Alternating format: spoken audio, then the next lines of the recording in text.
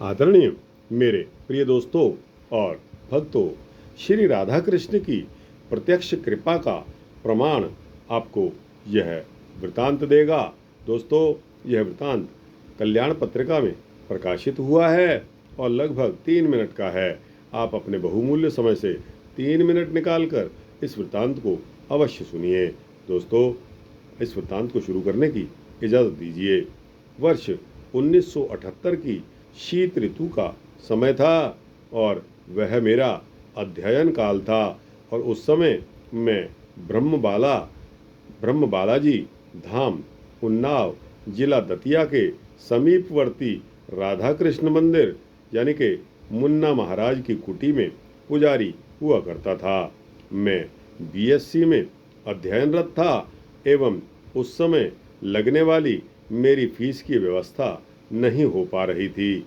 मेरे परिवार की आर्थिक स्थिति इतनी अच्छी नहीं थी। हालांकि मंदिर के साथ ही एक बगीचा था जिसकी आय से एवं श्रद्धालुओं के चंदे से मंदिर का खर्चा निकल आता था, परंतु आय से अधिक मंदिर का खर्चा था। अतः भगवान के प्रसाद में भी मित व्ययता बनी रहती थी।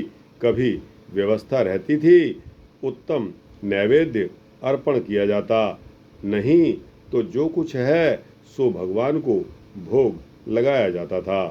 कभी कोई संत महात्मा भी आ जाते थे तो उनकी भी भोग प्रसाद की व्यवस्था श्री ठाकुर जी किया करते थे।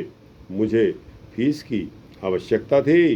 भगवान को उत्तम पदार्थों का भोग कई दिनों से नहीं लगा था एवं भगवान को ओढ़ाने वाला शाल भी पुराना हो चुका था।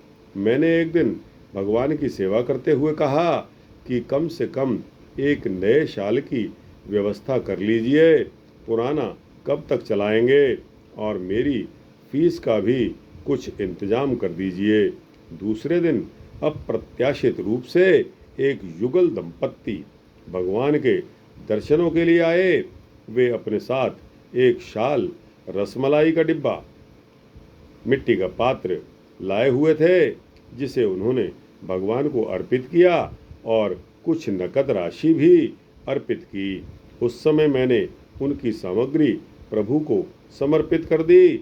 उनके जाने के पश्चात मैंने देखा कि मुझे फीस के लिए जितनी राशि की आवश्यकता थी उससे कहीं अधिक उस युगल संपत्ति ने चढ़ावे के रूप में दी थी।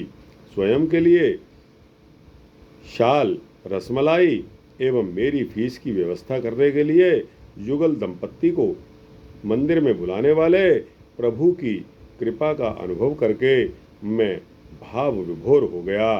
धन्य है मेरे प्रभु, आपकी कृपा का कोई ठिकाना नहीं है, कोई पार नहीं है। दोस्तों, यह श्री श्याम सुंदर जी तिवारी के हाथों लिखा गया लेख है जो कि कल्याण पत्रिका में प्रकाशित हुआ है। तो दोस्तों, श्री राधा कृष्ण की प्रत्यक्ष कृपा और इससे अधिक क्या होगी। तो दोस्तों, जो मांगोगे वही मिलेगा। दोस्तों, आप अपने विश्वास को उस प्रभु पिता परमात्मा पर अडिग रखिए। अपने विश्वास को उस प्रभु को ऊपर छोड़ दीजिए। आप उसकी शरणागत हो जाइए और दोस्तों, फिर देखिए कि आपके कार्य मैजिकल बैंड की तरह से आपके कार्य सुफल और सफल होते चले जाएंगे। सारे कार्य आपके कब हो गए, कोई भी अड़चन, व्यवधान, ऑब्स्ट्रक्शन, रुकावट कुछ नहीं आएगा। तो दोस्तों, यह वृतांत यहाँ समाप्त होता है। अच्छा लगा हो तो इसको लाइक और शेयर करते हुए अपने दोस्तों, भक्तों, मित्रों, जिज्ञासुओं तक भेजना।